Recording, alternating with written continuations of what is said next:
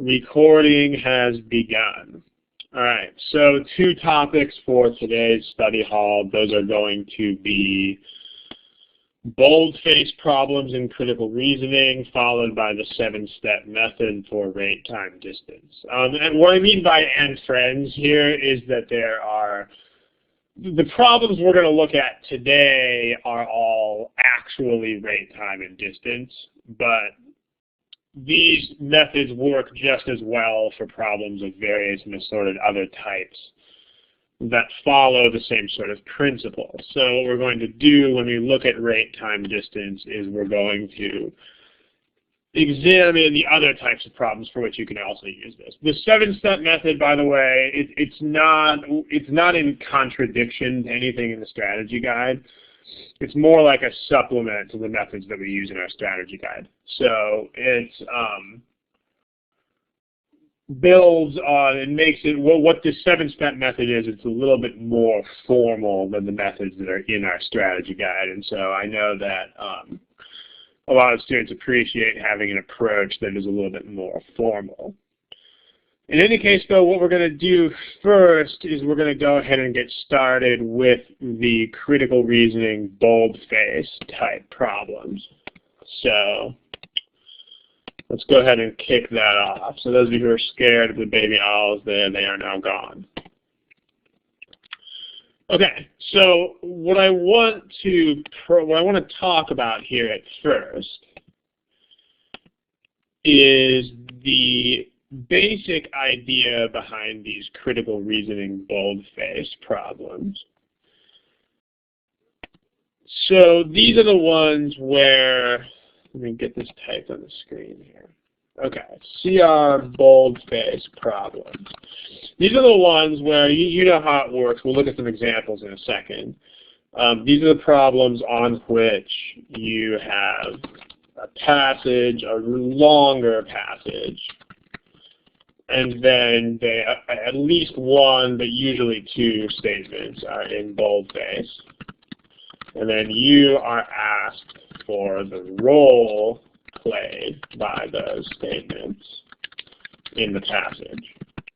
And then you have all kinds of sort of cryptic statements about that. What we're going to look at today is a 2-tiered method for approaching thie's kinds of problems, where there's a vast difference in scope between the 2 tiers, but the 2-tiered approach. The first approach, which is the ideal, but is a little bit out of reach on some of these problems for a lot of students, is to diagram the argument either mentally or on paper. We'll talk about how that works in a little bit, and then actually try to predict the actual answer to the question. Because unlike a lot of other critical reasoning problems, you don't really have to have answer choices for these. If you understand the argument fully, you should have an idea of the role played by these things without having to be prompted. But that's difficult, and so the main theme of today in critical reasoning is going to be a backup method. As a backup, you can classify the statements. And we'll see what we mean by that in a little bit. But there are ways that even if you don't, the disadvantage of this method, it's a backup method for a reason. The disadvantage is that it may not get you down to one answer choice. But an advantage of this backup method that we're going to look at is you can employ this method even if you totally don't understand the argument, which is kind of nice. You still have to be able to classify statements according to a certain rubric of fact versus claim, which we'll look at in a second. But it's a lot easier than having to actually understand the flow of the argument, which in many cases is sort of cryptic. So let's go ahead and get started. The ideal approach is this. you want to understand the flow of the logic in the argument. So what can help here is to try to make what I call a flow diagram of the argument. Here's what a flow diagram is. A flow diagram has statements that, I mean, you abbreviate the statements a lot so that you don't have to spend a ton of time writing, but statements in boxes or bubbles. And then what you do is you draw arrows to represent the logical flow of the passage. And then sometimes if you have transition words,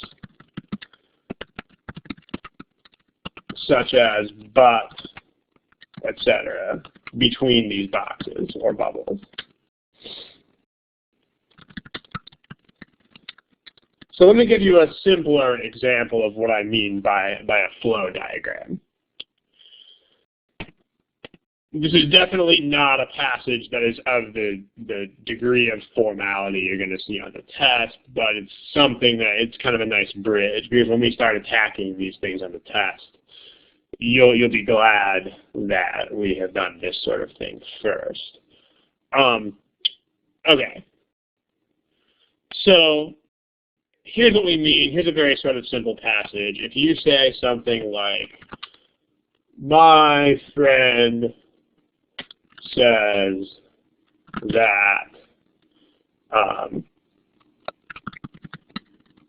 Dominican food isn't any good. However, he's wrong. I went to a Dominican restaurant last week, and it was great. All right, so this is a very simple passage, but this passage is meant for me to illustrate what I mean by a flow diagram. So what you do here is you put these, if you were diagramming this sort of passage, and if you can do this mentally, then that's great, although if the passage is long and convoluted, you may want to try to do it on paper. So here's the three statements. One statement is, friend, Dominican food is no good. So we'll make a box around that. And then the next statement is, friend is wrong. There's not supposed to be a slash there. Friend is wrong.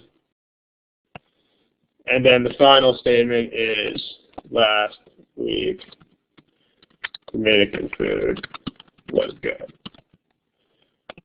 Okay, so one thing you're still going to have to do here is try to figure out what the main point of the argument is here. So, I mean, again, this is a warm-up. If you find this almost unconscionably easy, then that's a good thing. If you go ahead and tell me the text box, do you think the main point of this argument is that Dominican food is no good or that it is actually good? In the text box. Go ahead and let me know. Okay, right. So what this is, and we'll still get some takeaways from this, but notice what this is. This is, I have a nickname for this. I'm not sure if you guys are all from America, so I don't know if you know how bowling works, but bowling is a sport. If any of you don't know, bowling is a game where you set a bunch of pins up at the end of an alley, and the goal of the game is to knock the pins down. So a bowling pin is basically something that you put up for the sole purpose of knocking it down. So in other words, this is a statement that is included specifically so that it can be knocked down. It's included precisely so that you can debunk it.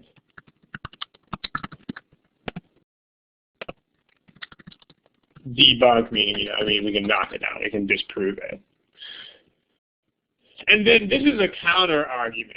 So we're not going to have any arrows between this statement and that statement because that wouldn't make any sense, right? I mean, this is not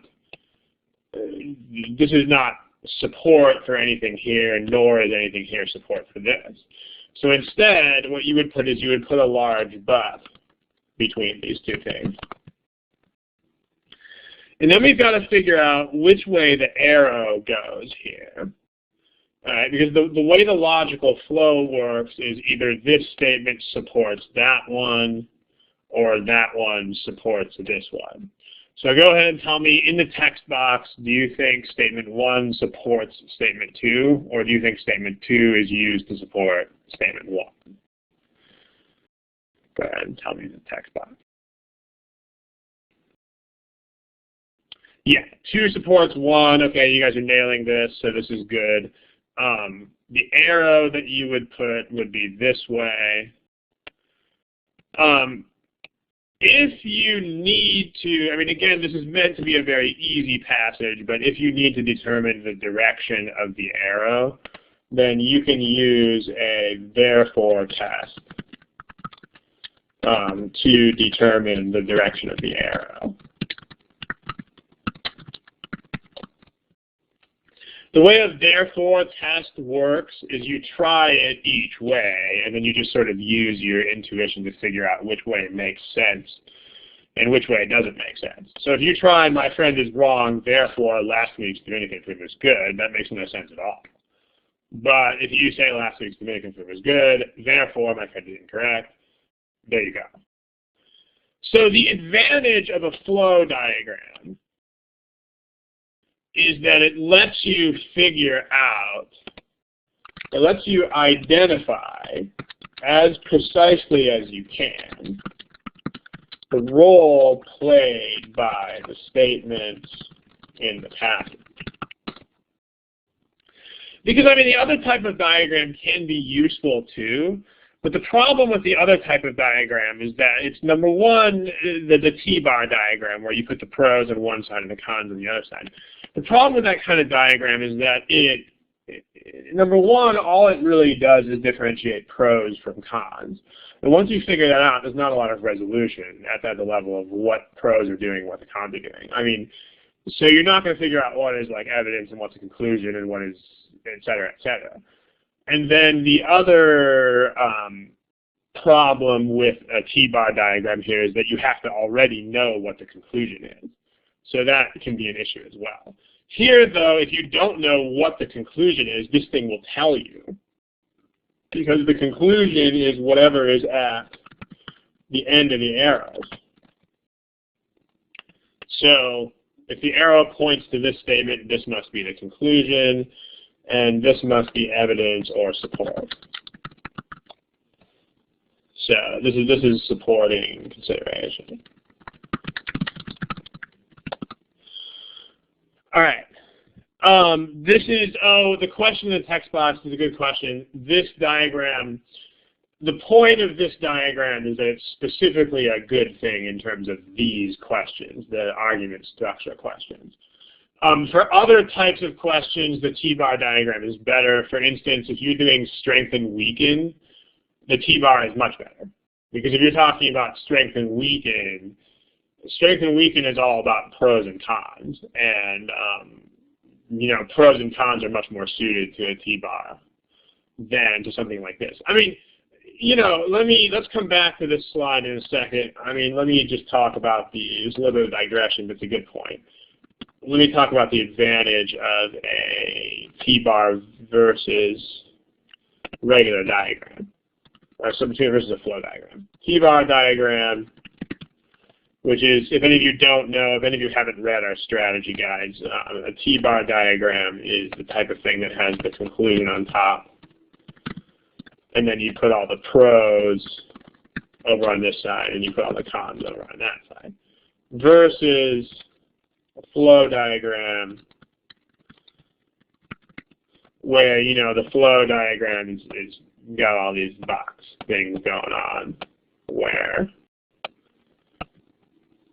you know, you might have these arrows that are like, okay, here's an arrow.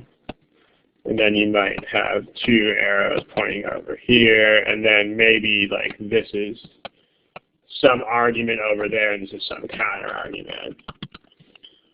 So, I mean, the advantage here Okay.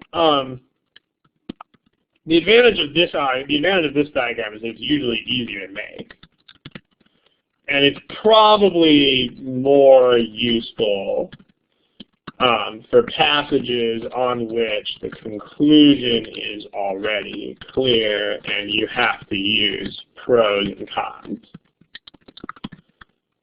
such as strength and weaken. The advantage of this one, though, is that this diagram can actually tell you the structure of the argument. Like if you don't know where the conclusion of an argument is, then you can't make a T-bar because you don't know what goes on top of it. But in this diagram, it can tell you the structure, and it also tells you the roles played by the statements with greater clarity and detail. Clarity meaning that you can just look at the diagram. This is going to be the conclusion. This is support. This is the opposing conclusion. This is support for the opposing conclusion. The T-bar, you can't see all that right away. There's that, and then and also detail, meaning in this diagram it's beyond pro and con. You're not going to see a whole lot else. So it's going to depend on the problem type. Like if you're doing an analyze argument structure type problem, then this is going to be better because that's the whole point of this diagram, is to help you ascertain the structure. But if you're doing something like strength and weaken, most strength and weakens have conclusions that are pretty obvious. In fact, most of them are just like the conclusion is clearly stated at the end. So in that case, you don't so much need those. Instead, pros and cons are better.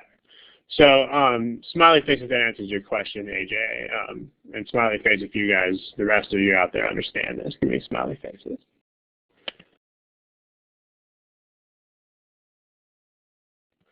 Okay, so back to the matter at hand here. This is what a flow diagram looks like. And from that flow diagram, you have, this is a claim to be countered.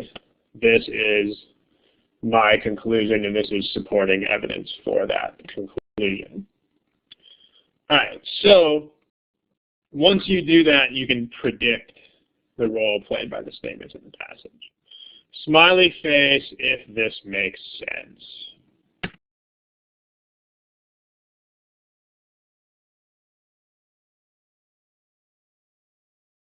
Okay, so what we're going to do is I'm going to throw you guys into the pit, and we're just going to do a problem. Here's the way it's going to work. So if you notice, if any of you are watching your window, there's A through E choices that should have just appeared in the corner of the window. Okay, let's do this time. Everybody give me a smiley face if you see the A, B, C, D, and E buttons on the top of your window. Okay, good. I'm going to put a question on the screen, and do not type your answers in the text box, please. Instead, indicate your answers with those buttons that are up there. So other students that are here in the study hall won't be able to see your answers. That's the point of that. So, okay, let's go ahead and do this problem right here. I'll give you a time of about 2.5 minutes to work on this problem. When you're done, remember to use those buttons. Thanks.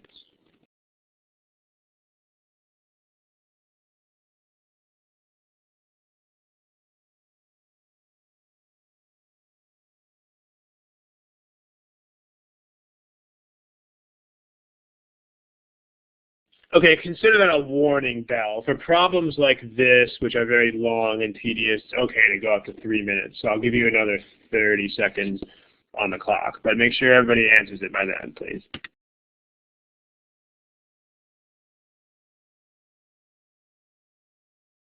Okay, we've got a couple of participants that don't have answers indicated. So if you are one of those, please indicate some sort of answer, please.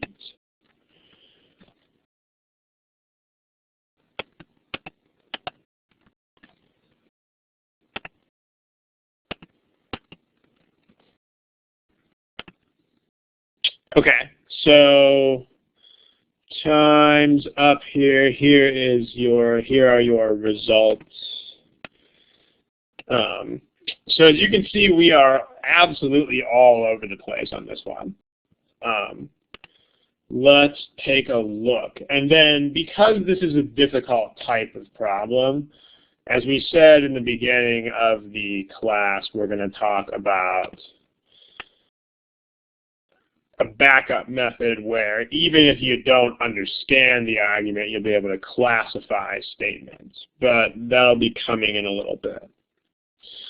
Let's go ahead and take a look. I'll show you, by the way, flow diagrams, if any of you made them. Flow diagrams are certainly not always going to be the same. I mean, my flow diagram might not look exactly like yours, but at the same time, if you're evaluating the same argument, there should be at least a superficial degree of similarity. So, okay, here's the question at hand. Now again, you definitely want to abbreviate these things when you make a flow diagram because otherwise time management is going to be a serious issue. So basically the first finding, you don't have to be super quantitative with it, just say people report whiplash more in countries when they'll be paid for whiplash. All right, that's that first claim. It's not a claim, actually. That's that first statement. Presently, no objective test for whiplash exists, so it is true that spurious reports of whiplash injuries cannot be readily identified. So, no way of telling real from fake whiplash claims.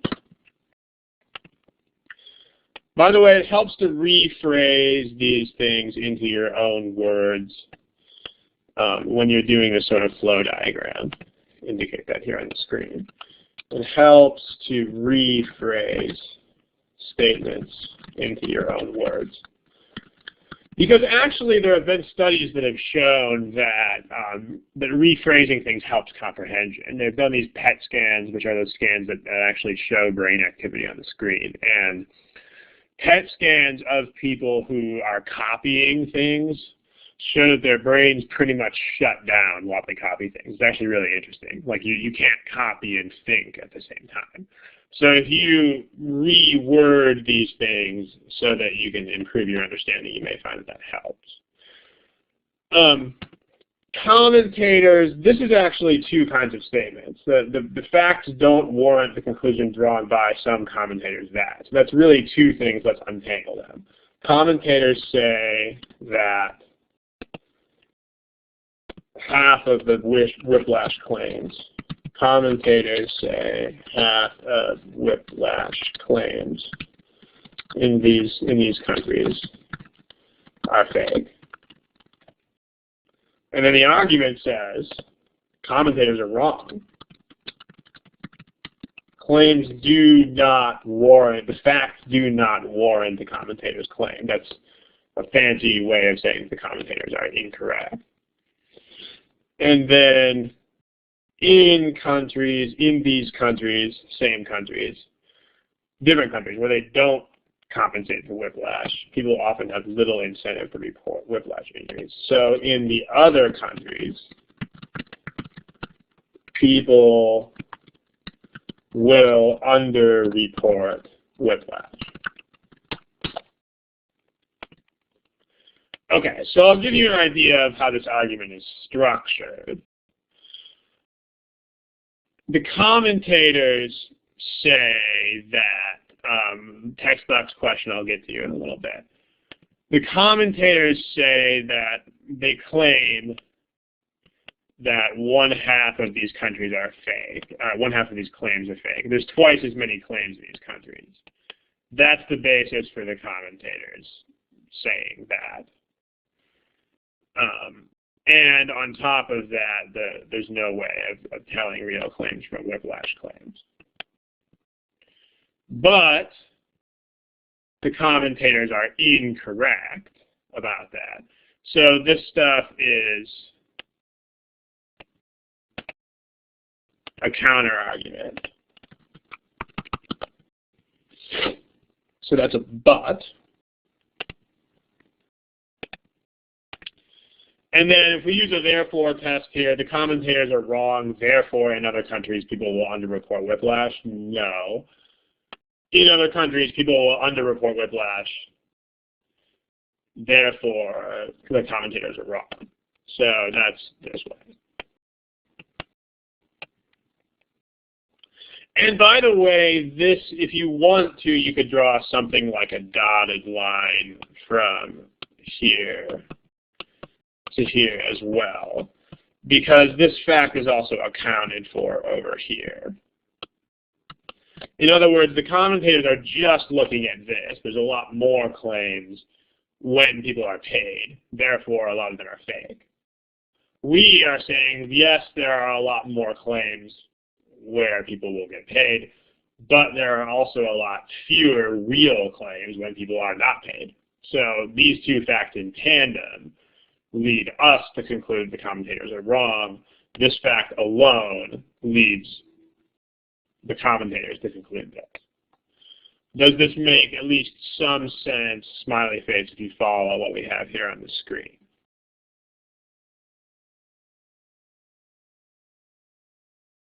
Okay, so we got some smileys. You can give me the other face if you don't follow. The face that's underneath the smiley, just so I can get a poll here of how we're doing with this.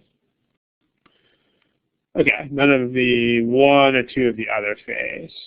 Okay, the smileys seem to outnumber the non-smileys by about 8 or 9 to 1, so I think we'll proceed. Remember, for those of you non-smiley people, there is going to be another method that we're going to present you with shortly, which actually doesn't even require comprehension of the argument. So that's going to be a good thing. Okay, well, so what are these bold faces? The first bold face is this one right here. People report whiplash more often. And then the second bold face is this one. So that's number 1 boldface, and that's number 2 boldface. Well, so notice number 1 is a boldface that's used in their argument and also in mine. And so number 1 is just a statistical fact. Number 1 is a statistical fact that is used in different ways by the commentators and by me and by the argument. Number 2 is evidence that only is used for my argument. Number 2 is support for my argument against the commentators, and it's not used by the commentators. So if you go through these choices looking for statements that are similar to these, then, okay, the first is a claim that the argument disputes that it doesn't. I mean, this is taken as fact by me and by the other person. It's a fact that's used by both of us. Claim that's used to support a conclusion that the argument accepts. Well, not really. It's a claim that is mostly used to advance the commentator's claim, which we are absolutely rejecting. So, and it's not really in keeping with this. The first is evidence that has been used to support a conclusion for which the argument provides further evidence. The second is the main conclusion of the argument. Well, second's not a conclusion of anything. The second is support for this conclusion. So that's another reason to rule out B and C, because the second is not a conclusion. The second is support for this conclusion. D, the first is a finding whose implications are at issue. That seems to fit because at issue means we're arguing about what it means. Well, they use it to support this, I use it to support that. So that's true. And then the second is presented in order to argue against deriving certain implications. Okay, this is used to support my argument against that argument. So that's pretty good. The first is a finding whose accuracy is evaluated, except it's not. The argument never says that this claim is inaccurate.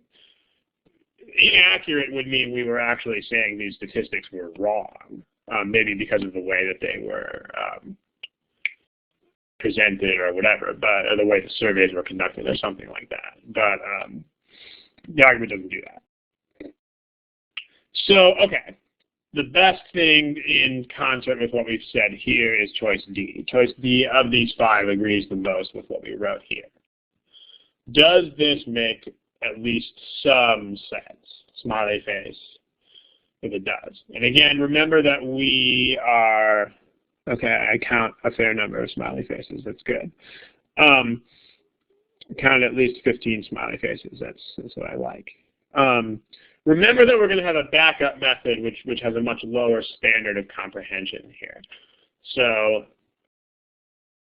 okay, the questions that are in the text box,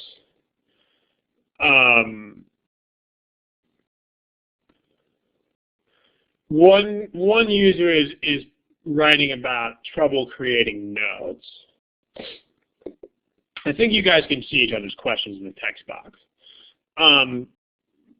Unfortunately, that's not something with an easy fix, because what you have to do is you have to strike a balance between writing enough for you to remember what's going on and writing too much. And so you've got to budget time accordingly. You know,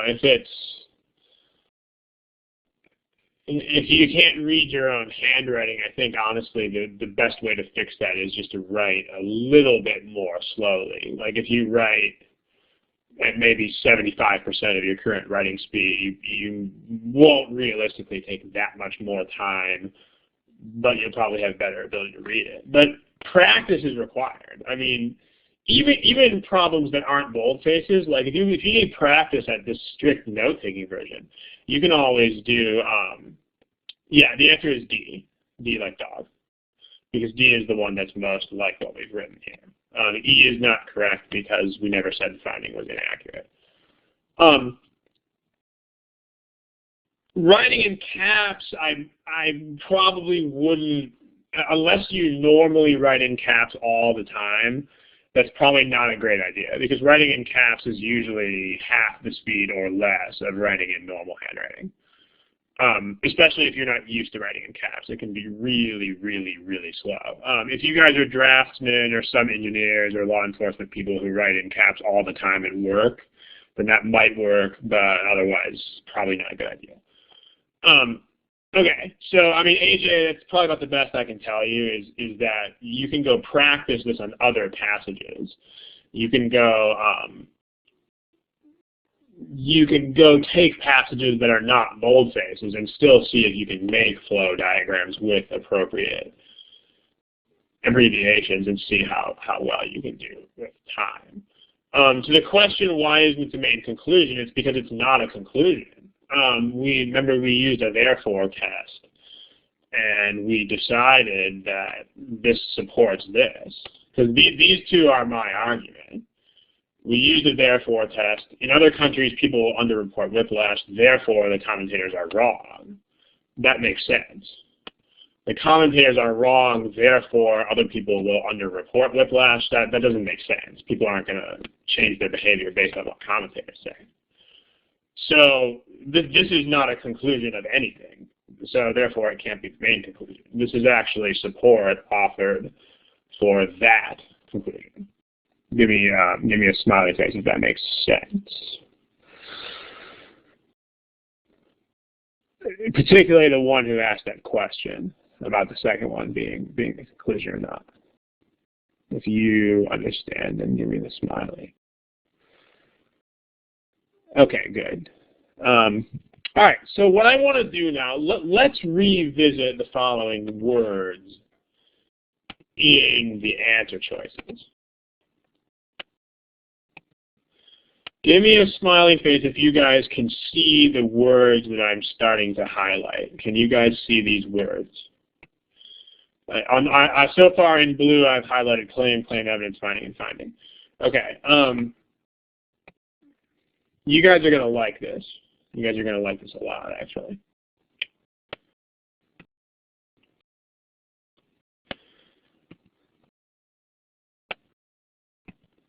So let's talk about those. In particular, let me point to this word right here, evidence. Can somebody tell me something about evidence? Like, what is the only kind of thing that can be evidence? I know that's kind of a vague question, but we'll see if anybody sees where we're going with this. Facts. There you go. Yeah, someone put data and stats. It doesn't have to be a statistic. I mean, if you, like, for example, this guy has blood on his hands is not a statistic, but that could be evidence for having committed some crime, you know. But, okay, so, right, evidence actually has to be facts. This kind of observation is the basis for what we're going to call this backup method. So here's the backup method for evaluating boldface problems. Don't worry about the problem disappearing. We'll come back to it in a second. Backup method for evaluating boldface problems.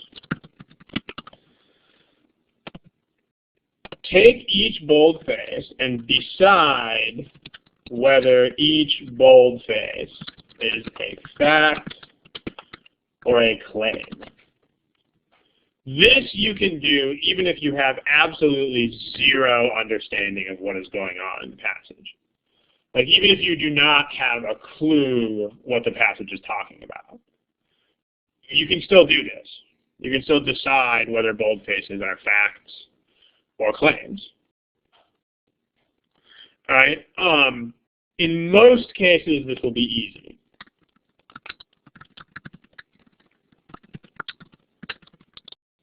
All right. For example, if you say something like the unemployment rate in, if you say something like the unemployment rate in January was twice the rate last May. Okay, that is very clearly a fact. But if you say something like, you know,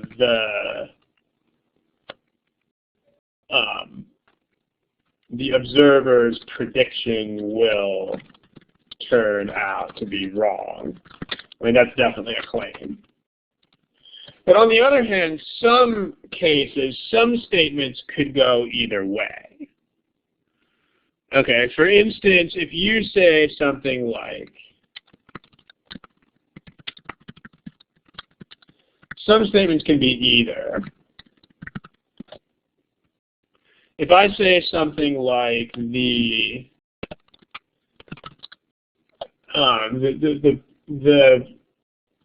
patrons of this restaurant have more, are extremely wealthy.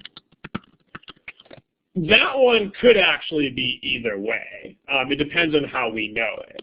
Like, if we know this because we actually know how much money those people have, then that's a fact.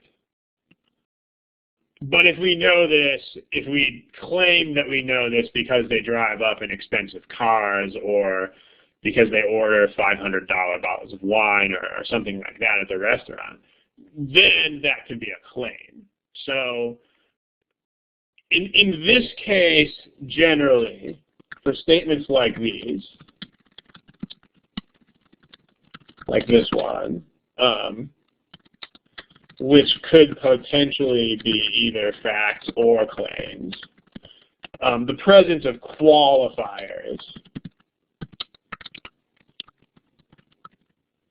A claim is something that's not a solid fact. A claim is an argument that we're making. It could be falsified. It's like a hypothesis. You know, the question in the text box is whether claims are like inferences. The problem with answering that question is that this is the GMAT, and the word inference in the GMAT doesn't mean what the word inference means in the real world. In the real world, inferences are absolutely claims, absolutely. But on the GMAT, the word inference doesn't mean what it means in the real world. On the GMAT, the word inference means prove more facts from these facts. So, unfortunately, no, GMAT inferences are generally not claims. So, but they're not going to, I don't think they're going to use the word inference on these boldface questions for probably that exact reason. But back to this, the way to tell whether these are either fact or claims, the presence of qualifiers indicates a claim. What I mean by qualifiers is statements that qualify the original statement. For examples of qualifiers include clearly, or certainly, or must be, or probably. I mean, anything using qualifiers like this has to be a claim, because if it were just factual, then you wouldn't need the qualifiers.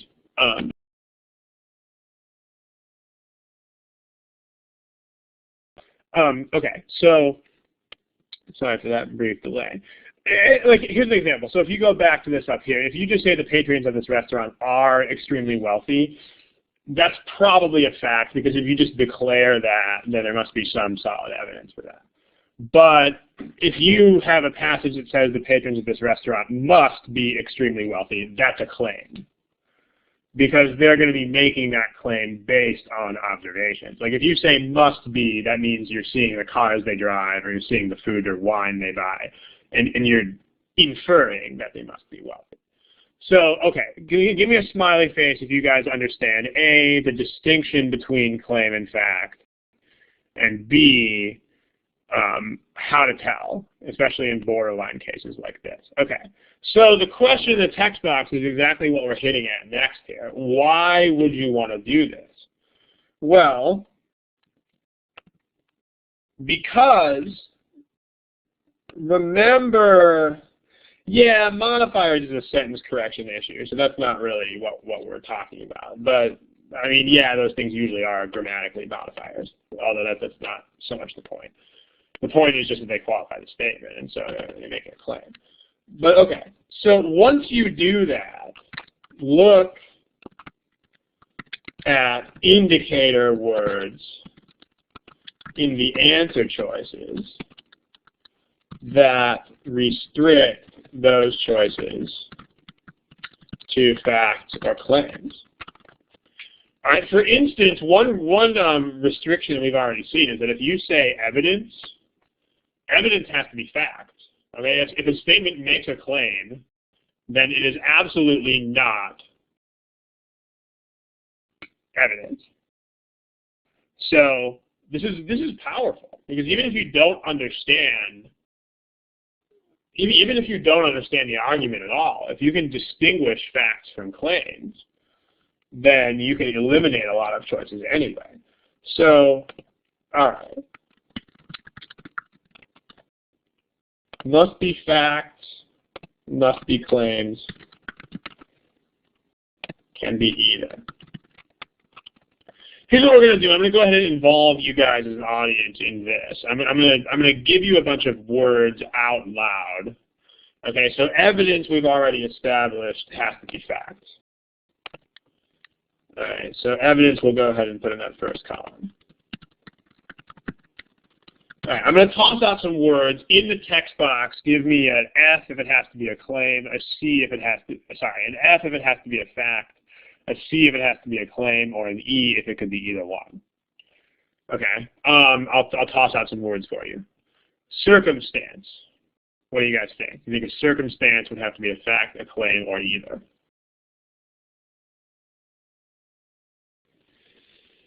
Okay, that one's tough. Yeah, John 1's got it. A circumstance has to be fact.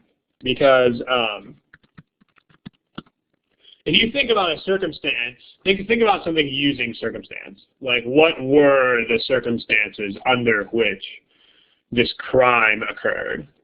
Generally, in circumstances means like, you know, what was the time of day? What was the temperature like? You know, was it dark outside? Was it wet? Was it rainy? Was the person running? Was the person screaming? Those are circumstances. Those are facts. So a circumstance is just some sort of background condition, which is factual. So that's a tough one. What about a judgment? C, F, or E? A judgment. Okay. A judgment is definitely a claim because you have to be judging something. I mean, a judgment basically means some sort of opinion that you're passing on something. Like, judgments are things like, this statement is not justified. This action is misguided. This thing will not achieve its goal. You know, it's judgment. It's not a fact. It's something that it's like your take or your opinion on something. What about a conclusion? C, F, or E? Yeah, okay. This one, in these arguments, I'm going to give you guys an asterisk here. Because what the asterisk means is, in their arguments, conclusions are always claims. Always, always, always. On the other hand, the reason why there's an asterisk is because, however, if they ask you to draw a conclusion of your own, your conclusion should be a fact that you can prove from the existing facts. These are very different. I mean, we can touch on this in probably a future study hall if we need to. But when you analyze their arguments, their conclusions have to be factual. Otherwise, you can't call them conclusion. Because the idea is that, you know, they need an argument in the first place. So make sure you're aware of this. This is very important. Conclusions have to be claims. Okay, what about a consideration?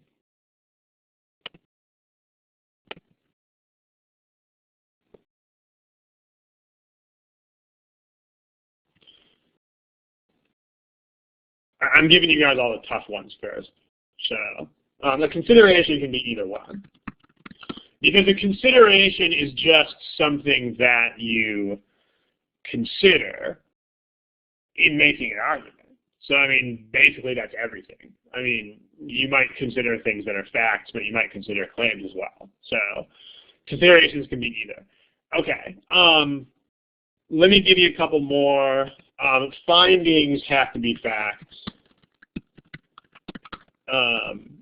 Data, observations,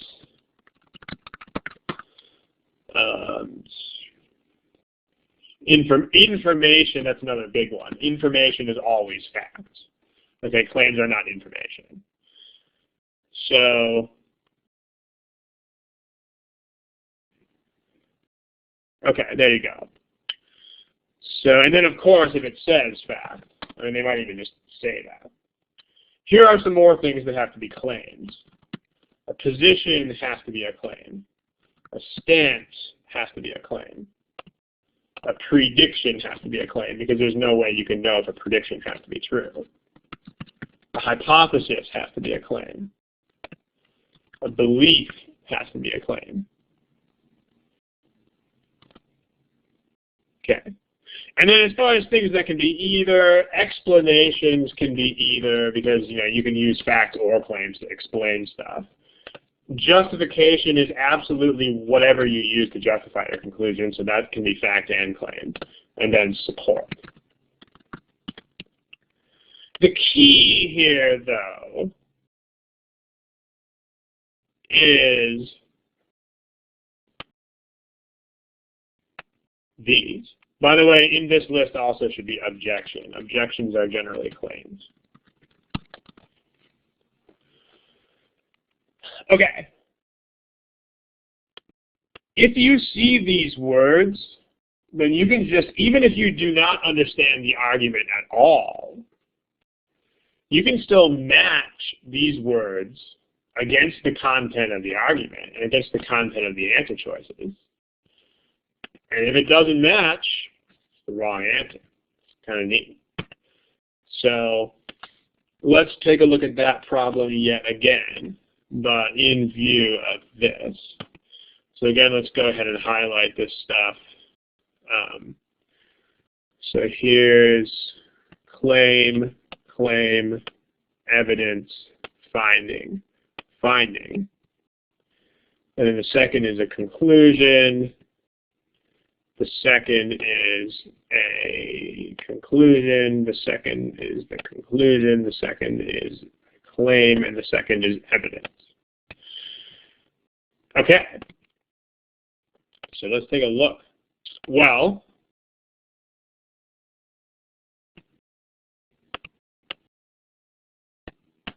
the first boldface, in countries where insurance includes compensation for whiplash, reports of whiplash are twice as frequent as they are in other countries. Okay, notice this is a precise statistic. So if boldface 1 is a fact, say fact in the text box. And if boldface 1 is a claim, then say claim in the text box. Or F or C. Okay, yeah, this is definitely a fact. All right, so because it's a precise statistic.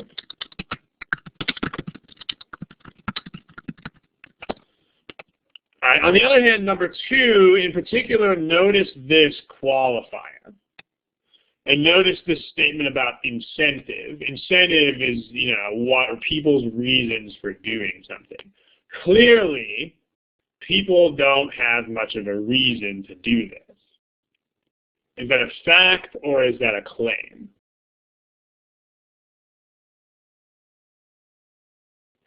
That one's a claim, especially in view of this qualifier. Like if you need to say clearly, certainly, must, whatever, that means that these are not facts because you don't need to say things like that with facts. Like, think about that for a second. Words like clearly and must and certainly, they have no place when you present facts.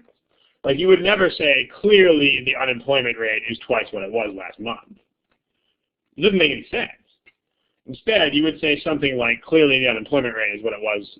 You would say the unemployment rate is twice what it was. You just state the fact. Then you would say clearly, and then your conclusion from that, your claim. Clearly the economy is getting worse. There's your claim.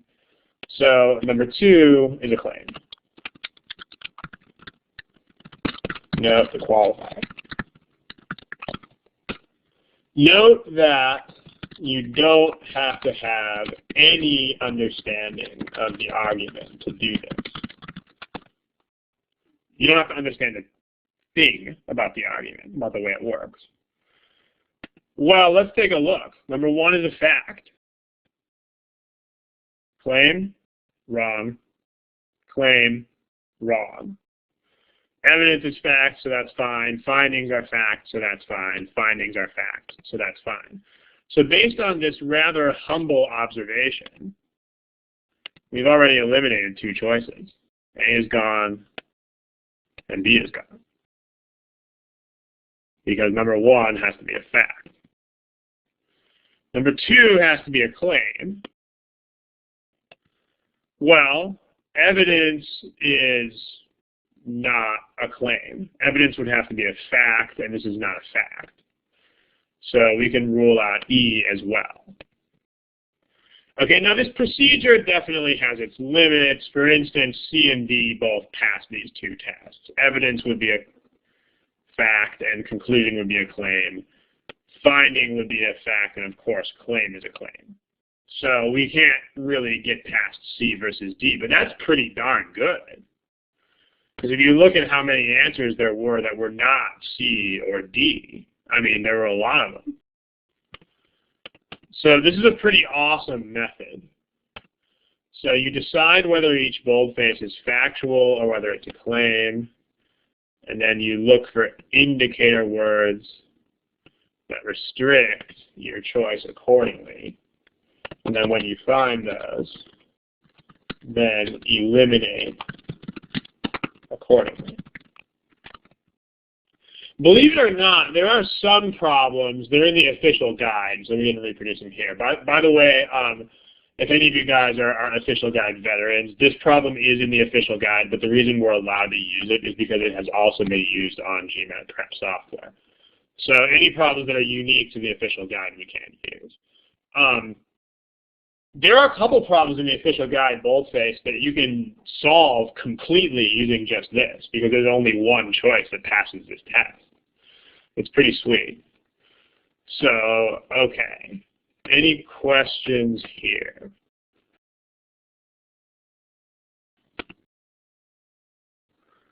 All right, let's try another one. See how you do.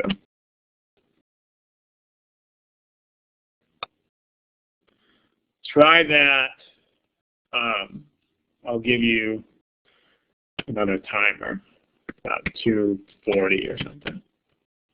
And I'll clear out, okay, I've cleared out your answers. Again, don't indicate answers in the text box. Please indicate them with the buttons that are on top. Thank you.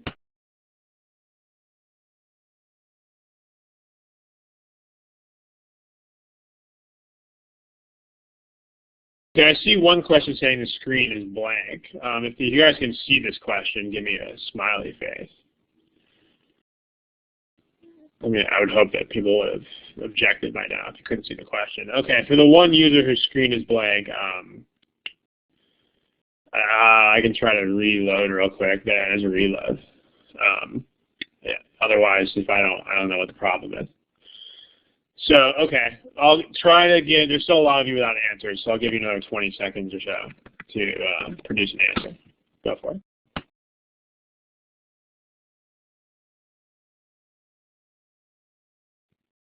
Okay, guys, it's time to cut the rope and pick an answer. Again, this is not, these aren't easy. So, let's see, at least there are two choices that you can get down to if you just use this previous method that we looked at. So here are your statistics. So it looks like most of you are picking B and E. Well, let's do our elimination method here first. So here's the problem again. Let's take a look. Boldface number one, the fragments themselves almost certainly contain no sulfur. See if that's a claim, and F if that's a fact. First boldface.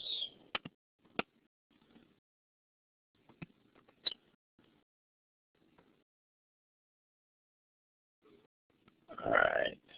So that is a claim, because again, it has a qualifier on it. You wouldn't present facts with almost certainly. You know, make sure you guys know this. Again, think about this in real life. Think about when you would say almost certainly.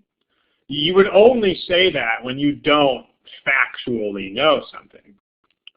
For example, if I say something like, this guy who comes to my restaurant is almost certainly rich. Think about when I would say something like that. I would say something like that if I really don't know one way or the other how much money this person had. But if I just witness their behavior and they're like walking around spending tons of money. So I would not say this person is almost certainly rich if I could see their tax return and see how much money they made. Because that would make no sense. I would either just say this person is rich or this person is not rich. So remember what we said about these qualifiers. You know, I'll find you this slide with where I wrote that again. But when you have fact versus claim, 3 screens ago, remember the presence of qualifiers indicates a claim. Okay, guys, if you see clearly or certainly or must be or probably, those are not facts. Just make sure you learn that, because facts don't have to be presented with this kind of dressing on them. And I mean, especially not certain, especially not almost or probably or could be. I mean, not only are things like this not facts, they actually can't be facts. Because almost certainly, by definition, means it's not certain. Okay, the reason I'm going off on this is because a lot of people wrote fact. That's not a fact. So number one is a claim. Note, qualifier. Almost certainly. Okay, give me a smiley face if that makes sense to you guys. All right, pretty solid. I'm especially looking for smileys from people who put fact, because that is not a fact. Okay, number two, C if that's a claim, F if it's a fact. It is likely that some of the fragments were at least large enough to have passed through Jupiter's outer atmosphere without being burned up. C for claim, F for fact. Okay, nicely done, guys. This is definitely a claim. Two is also a claim. Note there's a qualifier again. Qualifier is it is likely. Again, fact, it would make no sense to say it's likely or not likely. I mean, if something is a fact, it's either true or it's false. So there's no such thing as likelihood unless it's a claim. So we're going to highlight in green anything that indicates facts, because anything saying either of these things is a fact is automatically incorrect. In green is words that are restricted to facts and are therefore wrong for both of these boldfaces. Well, okay. So, tell you what, let's put this out to you guys. Do you see any words in these answer choices that have to be facts? If you do, go ahead and type them into the text box.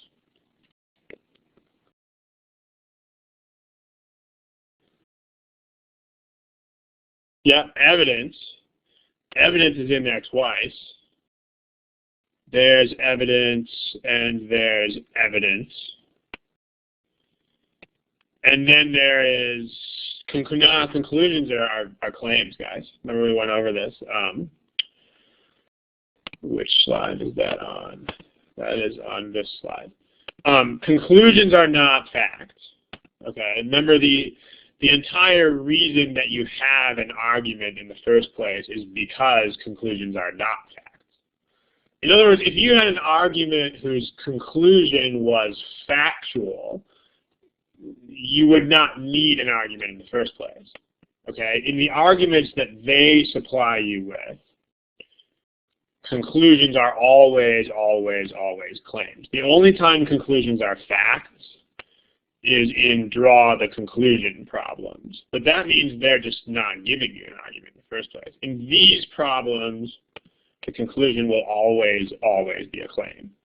I'm sure you guys know that.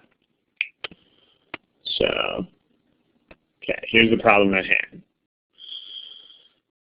Evidence has to be a fact, and circumstances are facts. So, those answer choices are all gone.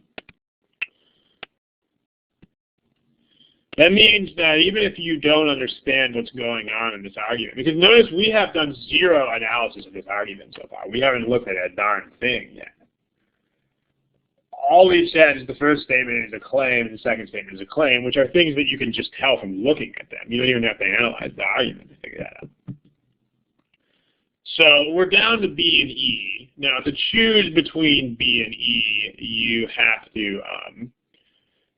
to at least figure out what the relationship is between these two statements. But B, just so that we can move on to the other topic at hand, I'd like to give the formal treatment. Yeah. Thank you, guys. Here's the refresh screen. We can eliminate these three choices which have words that indicate facts.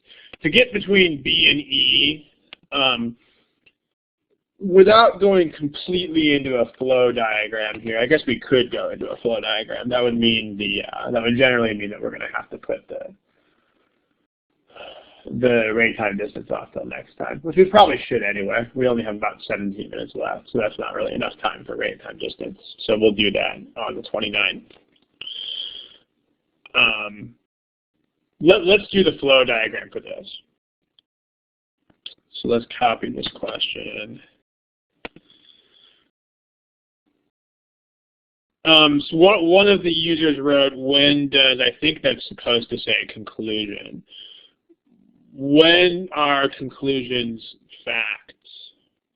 Remember, not on these, okay? When you draw conclusions, when you're doing a draw the conclusion type question, which is a totally different type of CR question, then the conclusion has to be a fact, but only then.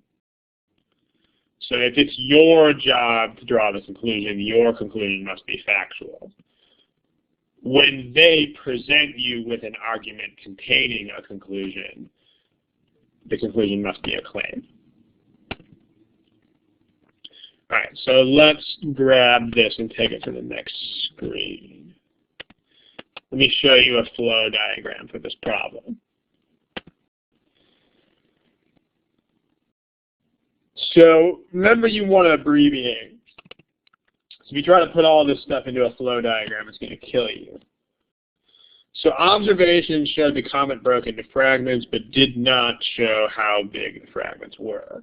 So paraphrase, we know that there's fragments, don't know size of fragments. In 1994.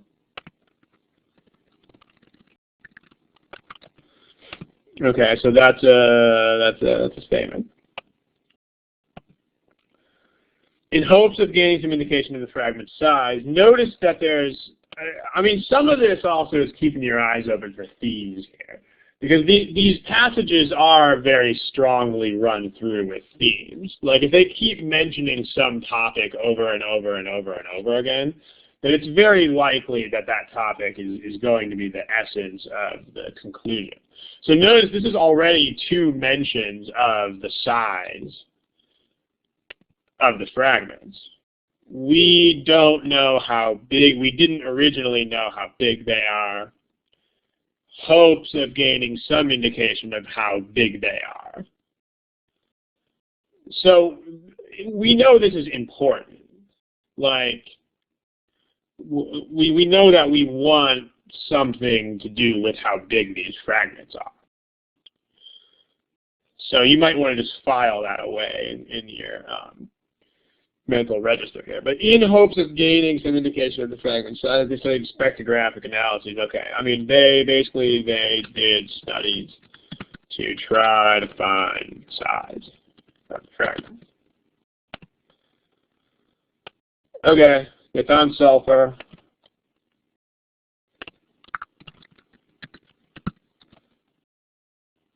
Fragments didn't contain sulfur.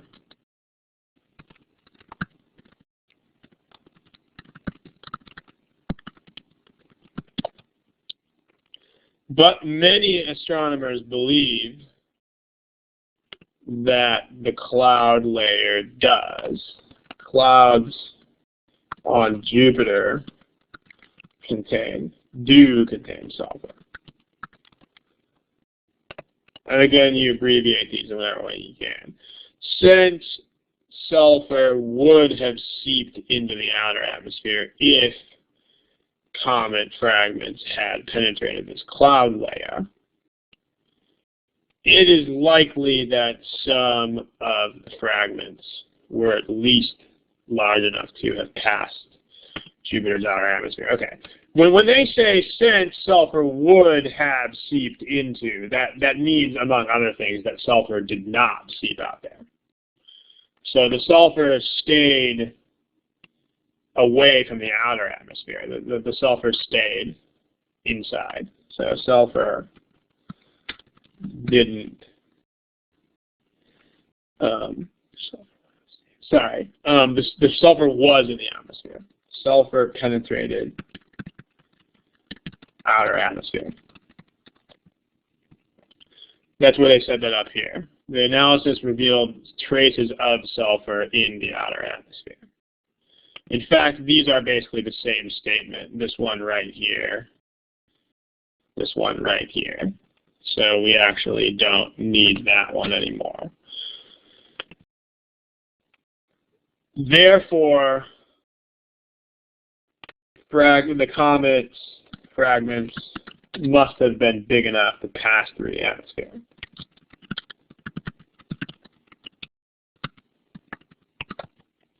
So what are the connections here? Well, the way this works, these are just background facts. Right? These aren't going to be, this is not an argument. Instead, it's more like, here's what they found. So here's what they found. So this is background, all of this.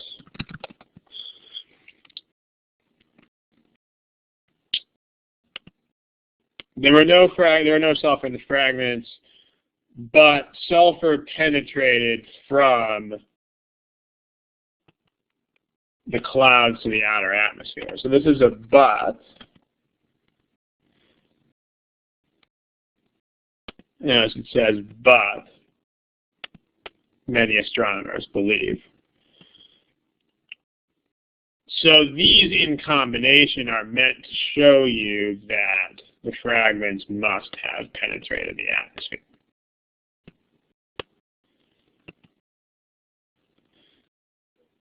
This is, if you need to, you can do a therefore test to figure this out. Fragments must have penetrated the atmosphere, therefore these things are true. That can't work, because these are direct findings of the experiment. So it must be the other way around. They found these things, therefore fragments must have penetrated the atmosphere. Now, this is an extremely difficult passage to follow, but notice there's a pattern here, and this does follow the usual pattern of scientific reasoning.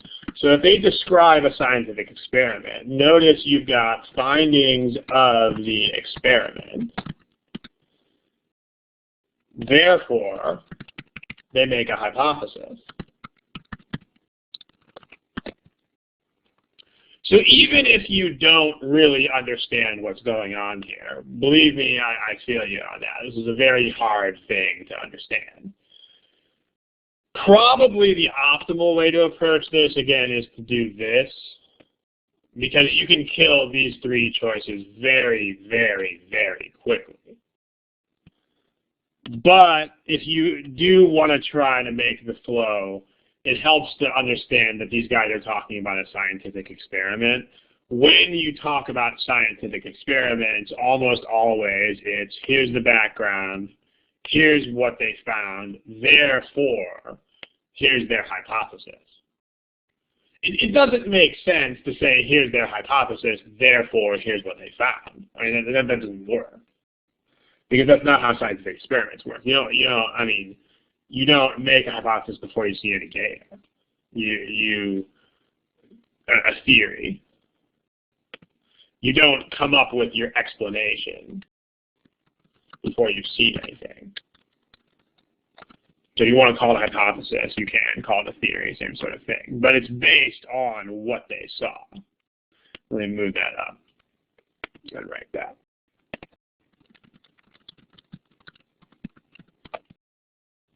Okay, but again, this is hard. If you can do this, I mean, I think my main pitch today is to try to pitch this method to you instead. Because you don't have to worry about any of this. This is just crazy. I mean, if you guys don't figure this out relatively quickly, the chances of figuring it out in a very short time are kind of small. So instead, what you can do is just do this. So again, the order of, one of the users asked earlier, how do I know when to do which one? I would say if you get confused, you should very quickly switch over to using this method. And that's what you should do. Because this method is a lot lower octane. You don't have to try as hard here. And it takes less time as well. So you can also use it to answer these otherwise intimidating questions much more quickly. All right. Because here's the thing. Like if you get down to these two, all you really have to do is decide whether these work with each other or against each other. So that's still not easy. But notice in B it says the second they're opposed to each other. It weighs against the conclusion, and the second is the conclusion. Whereas E says the advanced in support, and that's the conclusion. So if you even have a vague idea whether these support or oppose each other, in this case they support, then you can pick between B and E. But at least you can get rid of 3 choices with extremely minimal effort. And that's the main thrust of today. I mean, you can't necessarily expect to get everything all the time.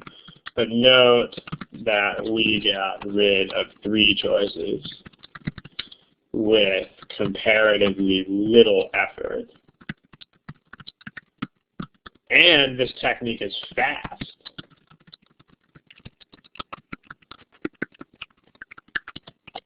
So that's a good thing. Okay, there's a question in the text box. The question says, do you recommend, it looks like paraphrasing for the diagram, or straight up abbreviate while you read? That's a good question, and if there were a total diagnosis, of course, we would be much richer than we are. But I think a good way to think about paraphrasing is to think about it as,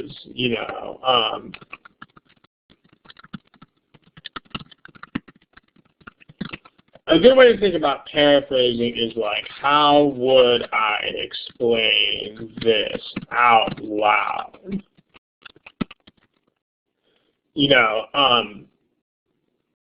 Without sounding like you were reading a book.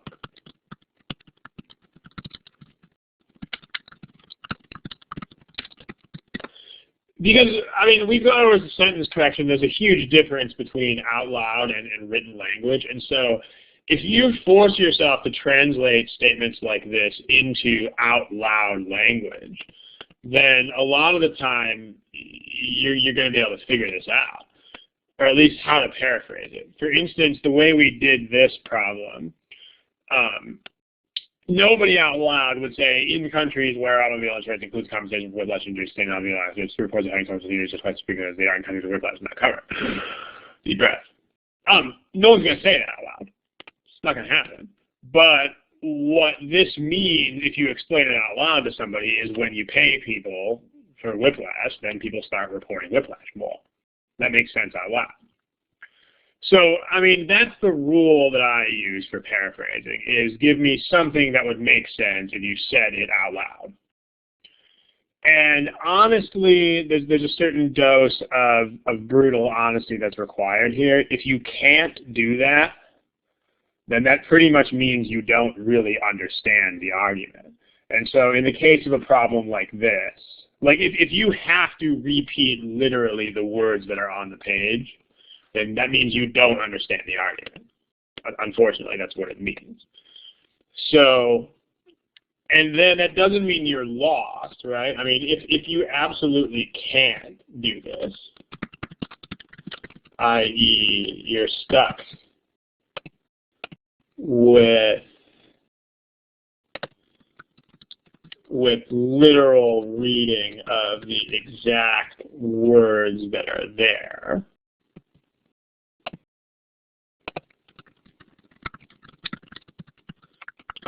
then you got to be honest with yourself. This means that you don't really understand, or don't understand at all. what the passage is saying. That will happen. I mean, you know, the whole point of boldface question is to be hard to understand. I mean, that's why those questions are there. I mean, they are questions where the challenge is in understanding what is going on in the first place. So they're not going to be easy. Because remember, as soon as you figure out what's happening, you're done. It's not like you have to find an assumption or weaken these or anything. As soon as you figure out what they are saying, you're done. But that's why they're hard. If that happens, where you just don't get it, just move on to the backup method, which is fact versus claim,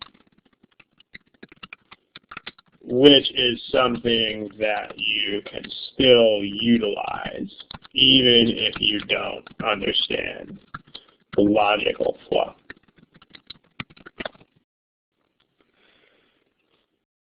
There it is. And as you've seen on this problem right here, it can really be a beautiful thing. I mean, you can get this down to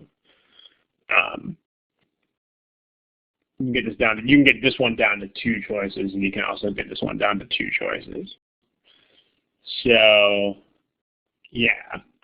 Someone asked, why is A not correct? A is not correct because this is actually the entire conclusion of the argument. So this is not part of an explanation for something else. This other stuff is the explanation for this hypothesis, for this theory. So this one's got it backwards. The choice A says that this is explaining this, but it's not true. The other stuff is actually providing reasons for that. Okay, that brings us pretty much notes screen. By notes screen, do you mean that one? Which notes screen? Okay. Yeah, I mean, there's a lot of words here, but basically it's a 2-tiered process. It's basically try to understand it, and if you don't understand it, go with the backup method. So that's pretty much where we're at. Like, again, let me take you back to our initial notes screen here.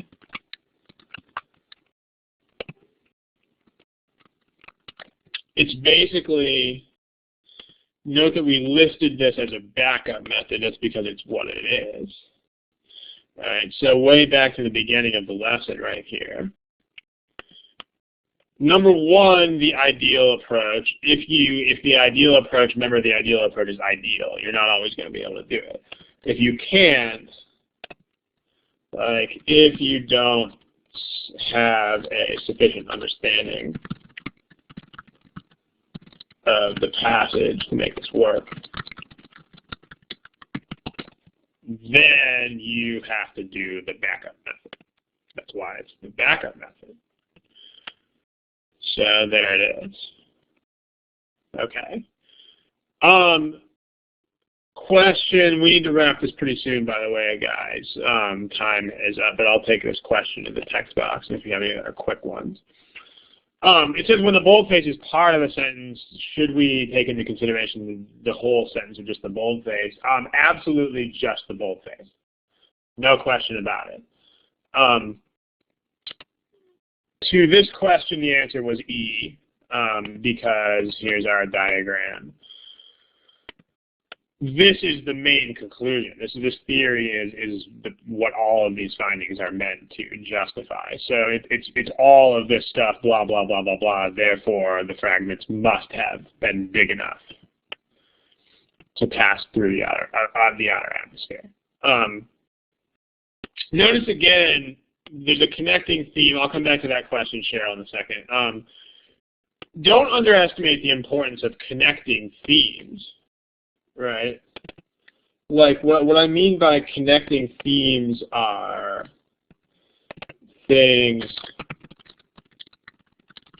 that run through the rest of the passage here.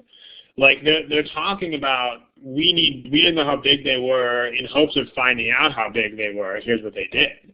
So if you look at this, in this setup, I mean, this is not an easy thing to understand, but it should be at least clear from these highlighted parts that they were really, really interested in finding out how big these things are.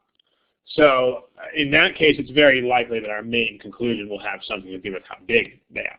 And indeed, here it does. So if you are guessing, that could help guide your guessing. Like, wow, I'm really interested in how big these things are. I don't really care if they have sulfur, because they don't talk about sulfur up here. But they were like, they really wanted to know how big they were. Aha, here's how big they were. So Tammy, that'll probably help you figure out which one is the conclusion. Smiley, if that makes sense. Still doesn't make it super easy, but there you go. Back to this screen that's right here. Cheryl, yeah, when you look at boldfaces, you definitely have to look at just the fragment of the sentence that is boldfaced. So, because a lot of the time, if you've got more than one, if you've got a sentence with multiple parts, then they're going to work against each other. Like if you look at this sentence, the fragments that contain no sulfur, but many astronomers believe that blah, blah, blah, blah, blah, blah, blah, blah. So these things, you know, the relationships here aren't going to be simple. And it's the relationship between these two parts that will contribute, but you're only caring about this one part. So when they, and indeed, some boldfaces, like here's a question that we didn't get the chance to review. But Cheryl, this will prove to you that you really don't want to. This, by the way, is in gmatprep software, and you can search for, if you want to find this question, you can search for Burton Tool on our Manhattan GMAT forums, and it'll come up. But notice Cheryl, who asked about, do you want to look at just the boldface fragment? Absolutely, because notice this sentence here.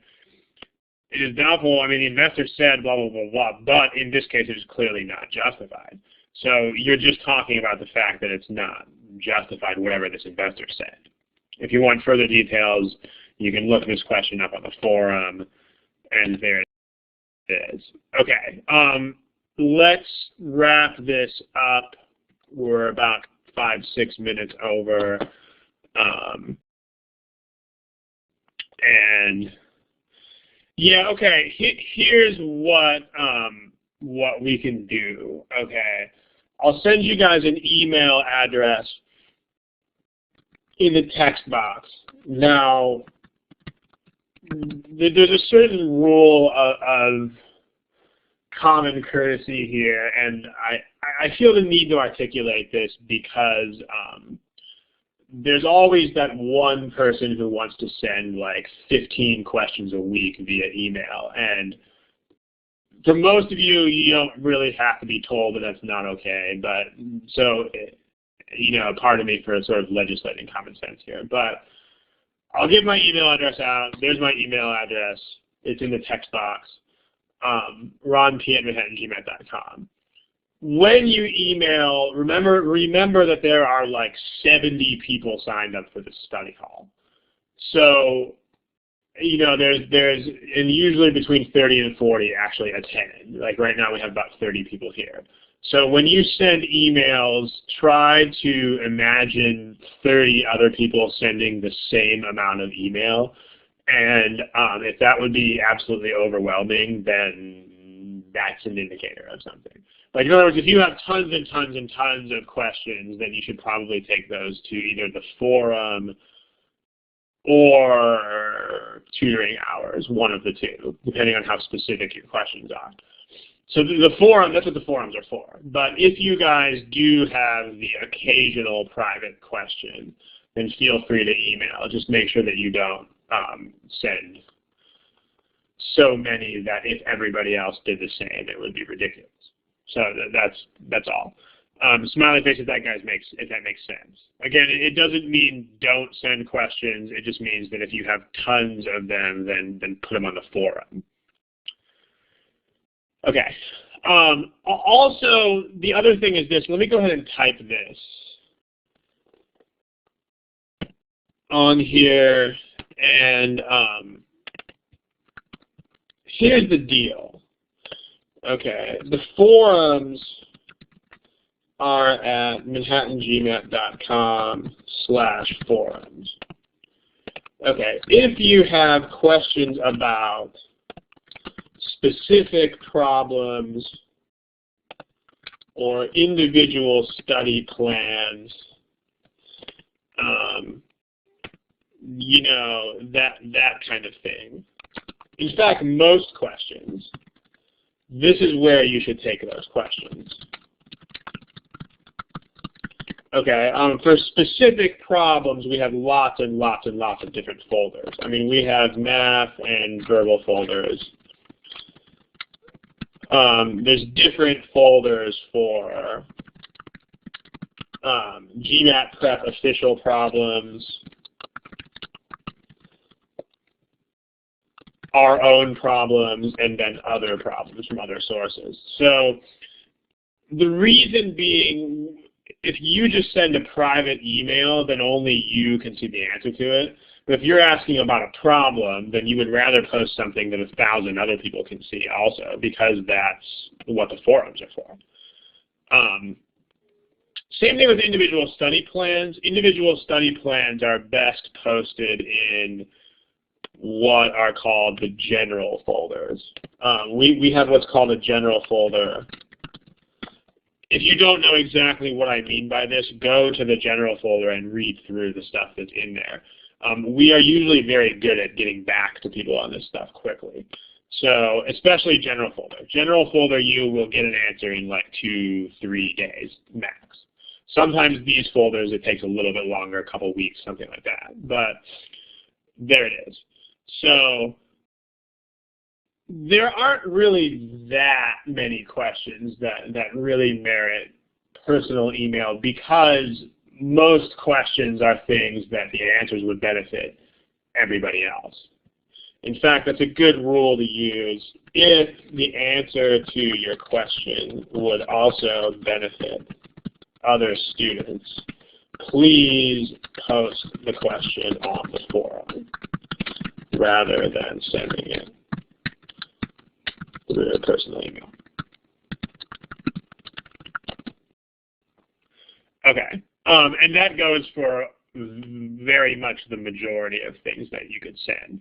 So, okay, we're going to close this out pretty soon. The recording is now over.